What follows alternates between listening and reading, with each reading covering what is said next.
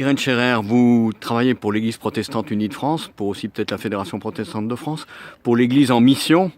Donc vous avez l'occasion d'aller souvent à l'étranger. Vous revenez, je crois, du Cameroun. Aujourd'hui, comment est-ce que se pensent un petit peu les relations entre l'Église protestante, les Églises protestantes ici en France, et puis les autres dans le monde? Les églises protestantes en France, c'est un peu large. Pour moi, je vais déjà parler seulement de l'église protestante unie parce que je connais mieux. Là, au niveau de la fédération protestante, bien sûr, il y a des liens, mais je les connais moins bien. Donc, je vais Alors pas. pour l'Église protestante Mais unie pour de l'Église France, alors? protestante unie de France, nous avons un service de relations internationales interne. Et puis il y a, moi je suis plutôt sur la branche, on va dire qu'on appelle mission, qui est plutôt tout ce qui est de l'ordre, qui est l'héritage finalement de notre histoire missionnaire.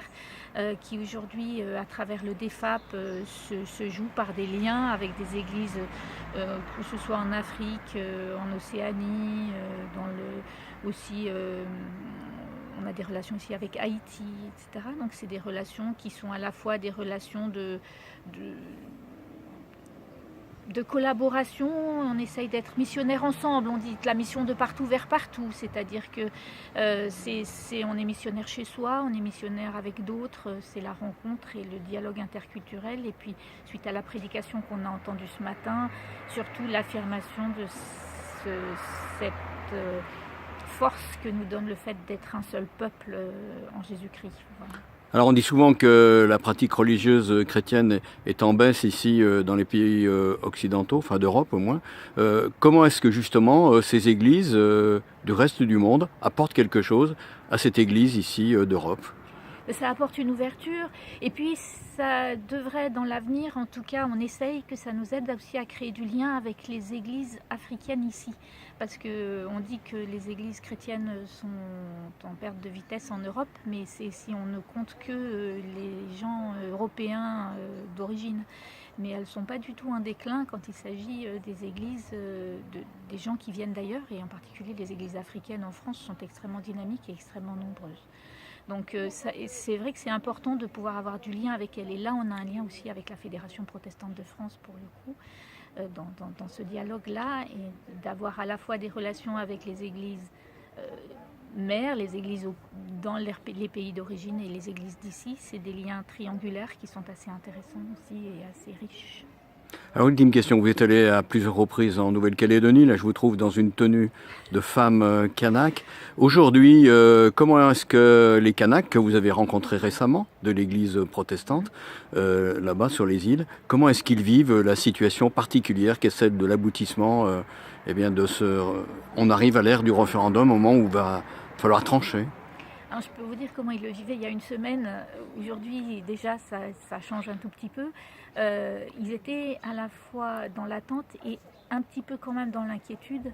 Ils étaient aussi préparés pour la suite, quels que soient les résultats.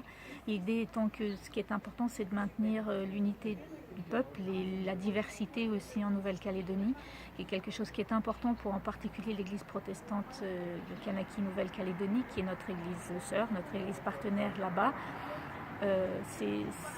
Ils sont vraiment au cœur de la vie des tribus, et du coup c'est important. Le résultat du référendum aura forcément une importance pour eux, et ils savent qu'il va falloir qu'ils travaillent sur l'unité, quel que soit le résultat.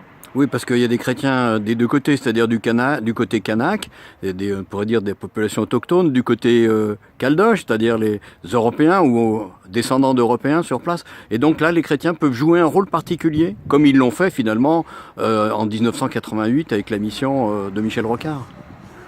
Alors en fait, pour être honnête, dans l'église protestante en Nouvelle-Calédonie Kanaki, il y a essentiellement des Kanaks.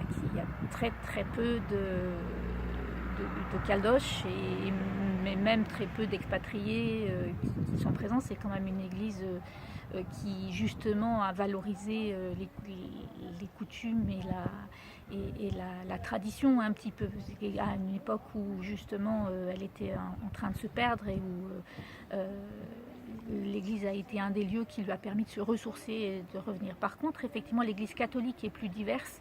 Et là, je pense qu'au niveau des liens œcuméniques, il y a des choses à jouer importantes